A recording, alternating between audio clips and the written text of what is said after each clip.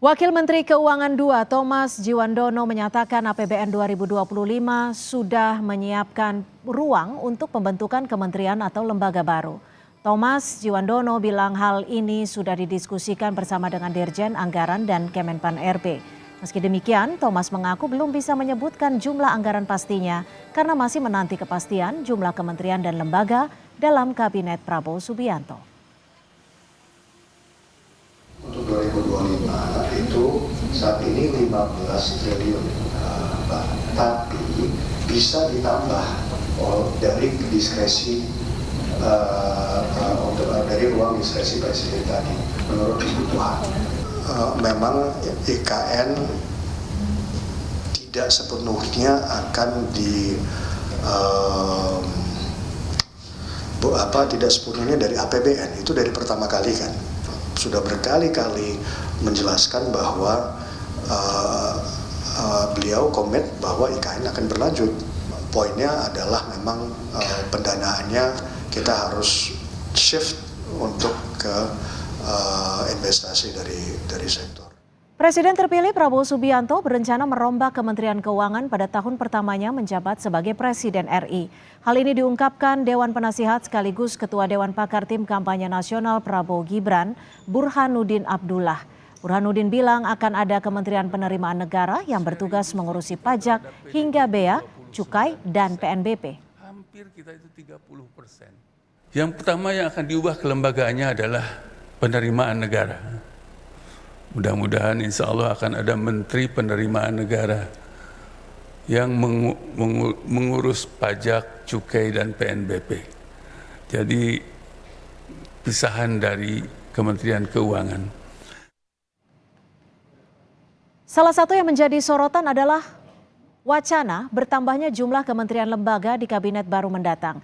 Wacananya ada 44 kementerian dalam kabinet Prabowo Gibran. Beberapa kementerian akan dipecah. Apakah wacana ini untuk menjadikan kementerian yang ada lebih fokus pada bidang yang dijalani atau justru untuk mengakomodir kader parpol di kabinet? Sudah bersama kami politisi senior Partai Golkar, Bang Nurdin Halid, dan juga Direktur Eksekutif Trias Politika, Mas Agung Baskoro. Selamat petang Bang Nurdin, Mas Agung, terima kasih sudah bergabung bersama kami di Kompas Petang. Selamat petang, Assalamualaikum. Mbak Cynthia, Mas Bang Nurdin. Ya, Bang Nurdin, ini tujuan dipecahnya kementerian ini sebenarnya apa? Urgensinya apa? Jadi kalau kita melihat tantangan bangsa hari ini, baik di dalam maupun keluar, maka bila ada ide Pak Presiden terpilih untuk menambah jumlah kabinet, kemudian fokus, kemudian memecah beberapa kementerian, itu adalah sebuah ide dan gagasan yang sudah sangat antisipatif terhadap kebutuhan bangsa hari ini dan kebutuhan masa depan. Dan itu berarti bahwa Pak Prabowo sebagai presiden terpilih itu sangat paham tentang anatomi Indonesia. Indonesia tidak lain adalah negeri ini terdiri beribu-ribu pulau, aneka suku bangsa, ribuan bahasa, kepulauan, dan sebagainya. Dan kemudian tantangan dari luar, terjadi krisis pangan, krisis energi, krisis air bersih, dan sebagainya. Nah, oleh karena itu, maka ketika Pak Prabowo sebagai presiden terpilih yang mendapat keamanan rakyat dan juga undang-undang yang baru saja disahkan telah memberi ruang kepada presiden untuk menggunakan hak prerogatifnya dalam menentukan baik jumlah maupun struktur postur kabinetnya sesuai dengan kebutuhan bangsa ini. Saya yakin seorang presiden, Pak Prabowo, seorang pemimpin yang sudah sangat berpengalaman, beliau prajurit sejati yang Pancasilais, tentu sangat paham dengan anatomi bangsa Indonesia dan tantangan dari luar di masa depan. Oleh karena itu, maka pemecahan kementerian itu tidak lain adalah untuk fokus.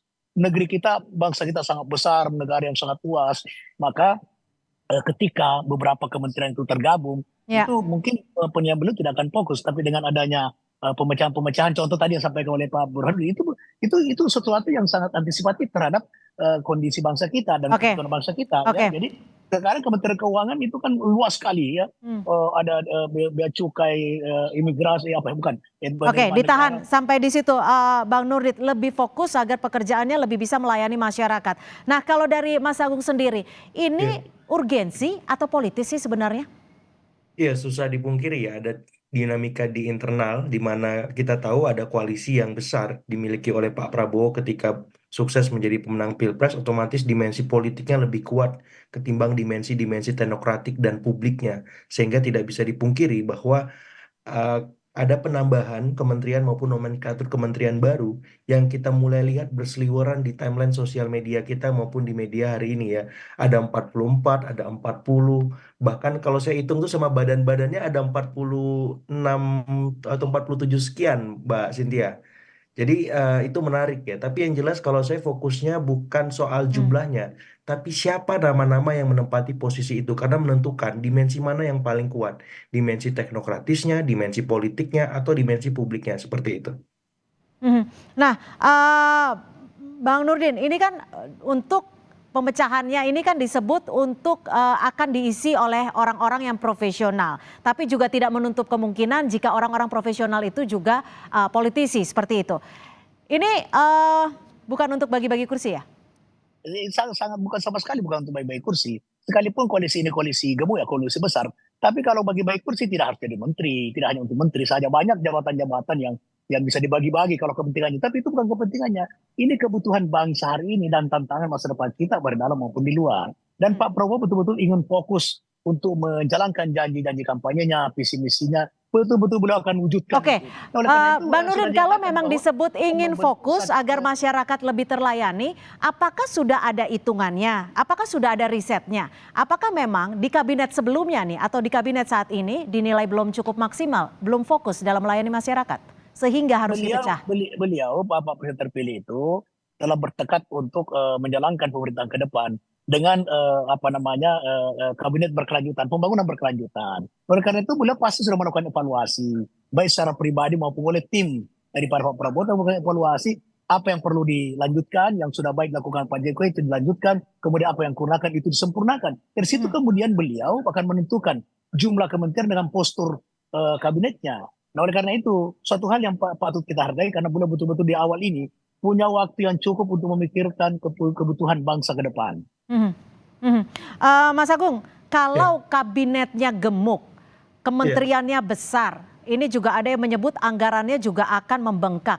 Konsekuensinya apa sih? Karena kalau dilihat dari faktor kesehatan aja nih, kegemukan itu nggak sehat loh. Ya otomatis ya Mbak ya kalau memang ya budget itu pasti menjadi concern utama ketika ada pembentukan kementerian ataupun nomenklatur baru ya. Ketika kita tahu bahwa nanti secara teknis ada nama yang harus diubah di seluruh Indonesia, dinas-dinasnya seperti itu. Yang kedua soal anggaran birokrasinya ya, Hmm. nanti ada reorientasi baru, mutasi dan relokasi birokrasinya seperti itu. Dan yang paling ini lagi krusial bagaimana komunikasi koordinasi dengan kementerian sebelumnya itu transisinya seperti apa. Nah, khawatirnya proses administrasi kesekretariatan itu akan memakan waktu ketika memang arahan Pak Prabowo ini ingin melanjutkan dan tancap gas. Dan itu terbukti ketika beliau ingin melantik menteri-menterinya tanggal 21 Oktober atau sehari setelah beliau dilantik.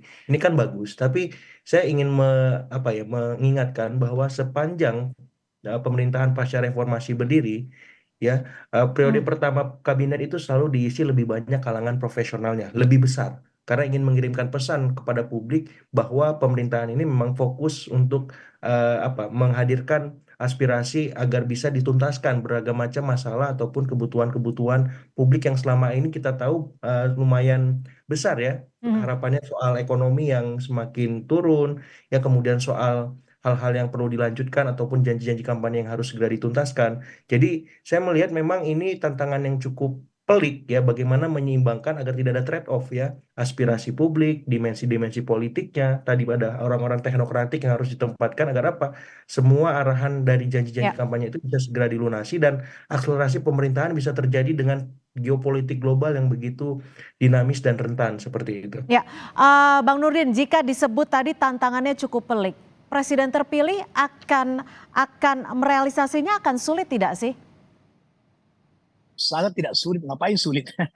Ini sudah dipikirkan kok tantangan bangsa seperti yang katakan Pak Agung tadi. Jadi begini Mbak Cinta, analognya tadi itu keliru itu. Tidak bisa disamakan gemuk semanusia di kesehatan dengan gemuk di pemerintahan. Ini kalau 44 itu bukan kabinet yang gemuk. Kalau 100, 150 itu 80, 90, 70 itu baru gemuk itu. Kalau 40 sampai 44 itu belum. Nah, dan begini, di zaman Orde Baru itu Menteri Perumahan itu sendiri. kemudian Menteri PU sendiri, Menteri Lingkungan Hidup sendiri, Menteri Kehutanan sendiri. Jadi sudah pernah juga ini baru sendiri. Artinya Mungkin ingin dari disamakan dengan dari Orde Baru seperti itu? bukan begitu Cynthia.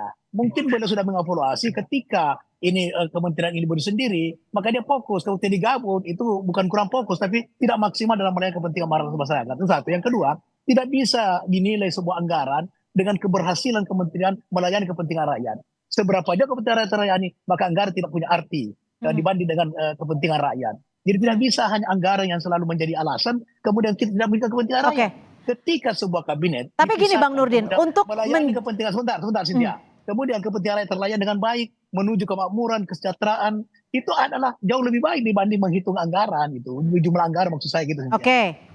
Oke, tapi kalau untuk mengorganisirnya, untuk mengaturnya, karena kalau kita perspektif ke negara maju, Amerika Serikat itu hanya punya 15. Ya, jadi tidak bisa dibandingkan juga dengan itu. Kalau soal mengatur kebijaksanaan memimpin seperti Indonesia, Pak Prabowo di hutan saja bisa memimpin, apalagi di Indonesia, apalagi di Jakarta. Di hutan saja beliau sudah pernah memimpin sebagai prajurit. Jadi kalau soal kepemimpinan tidak usah ragukan lagi. 44 atau 40 atau 34, 30, beliau sangat mudah mengkoordinasikan. Beliau sudah paham betul tentang manajemen pemerintahan, manajemen militer, manajemen masyarakat. Beliau sudah sangat paham betul. Jadi kalau itu aku yakin Pak Prabowo insya Allah bisa memimpin bangsa ini ke depan dengan keberlanjutan pembangunan menuju Indonesia Emas. Gimana Mas Agung? 15 Ya, kalau Amerika Serikat. Kalau nanti kita jadi 44, artinya hampir dikatakan hampir 3 kali lipat. Ya, sebenarnya jumlah kementerian di US ataupun di Indonesia memang tidak apple to apple kita bandingkan karena lanskap dan konteks politik dan tantangannya beda. Tapi saya ingin masuk pada tahapan kira-kira Pak Prabowo berkenan nggak kalau nama-nama menteri yang ingin dia lantik itu di-share ke publik supaya apa? Supaya kita bisa enak membedahnya. Kenapa? Karena dengan begitu kita akan tahu bagaimana rekam jejak menteri ini. Jadi itu bagus, ide yang bagus itu Pak Agung. Ya? Itu ide yang bagus itu Pak Agung. Itu ide yang bagus itu. Ide yang bagus. Bagus itu. Karena gini, karena bahasan soal kabinet ini akan abstrak dan tidak konkret ketika nama-nama itu tidak ada. Tapi kalau nama-nama itu ada, dipajang, dipaparkan, kita bedah bareng-bareng, publik punya kesempatan untuk terlibat dan partisipasi bisa meningkat. Nah, saya berharap Pak Prabowo untuk mendobrak tradisi baru ketika akan mengumumkan menteri-menterinya itu. Jadi artinya sebelum pelantikan gitu ya, sebelum tanggal 20 ya, karena kan rencananya tanggal 21 diumumkannya.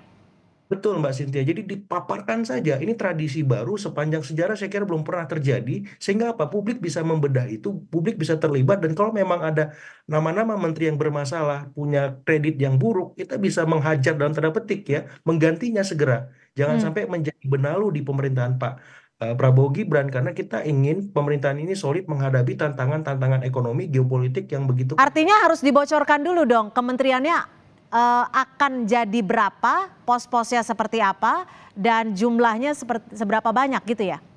Ya, saya mengendorse kenapa? Karena di masa Pak Prabowo ini ya harus ada tradisi baru, harus ada inovasi politik baru untuk membuat harapan publik itu sampai pada klimaks gitu.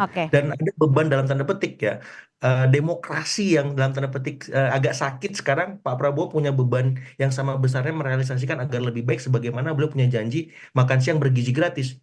Artinya apa? Demokrasi di masa Pak Prabowo harus lebih baik, harus lebih transparan, harus lebih maksimal lagi. Jadi umumkanlah itu dan publik terlibat dan partisipasi kita akan lebih baik seperti itu. Gimana Bang Nurdin? Sudah ada belum masukan untuk mengumumkan terlebih dahulu, untuk diperiksa dulu oleh publik dan sebelum diumumkan, diresmikan? Saya kira ide Pak Agung ini sangat baik ya. Jadi itu bisa disampaikan secara langsung. Entah bagaimana mekanismenya itu Pak Agung bisa cari sendiri. Saya kira sebuah ide yang bagus itu. Jadi ada semacam uji publik gitu ya. Jadi taruhlah misalnya 7 hari sebelum pelantikan presiden terpilih mengumumkan calon-calon baru calon ya, bakal calon lah. Pak Nurdin kayaknya lebih dekat sama Pak Prabowo ketimbang saya. Jadi itu saya kira ini ide yang bagus supaya ada keterbukaan. Era keterbukaan sekarang ini memang memerlukan daripada masukan, kritikan masyarakat, dan itu tidak bisa disepelekan, itu mesti didengar ya. Dan Pak Prabowo adalah orang yang saya kenal selama ini, beliau sangat mendengar daripada aspirasi rakyat. Oke, baik, kalau gitu kita nantikan semoga didengar oleh tim dari Pak Prabowo untuk mengumumkan terlebih dahulu untuk diuji oleh publik. Terima kasih Bang Nurdin Halid dan juga Mas Agung Baskoro sudah bergabung memberikan perspektif ya di Kompas Petang hari ini. Selamat sore.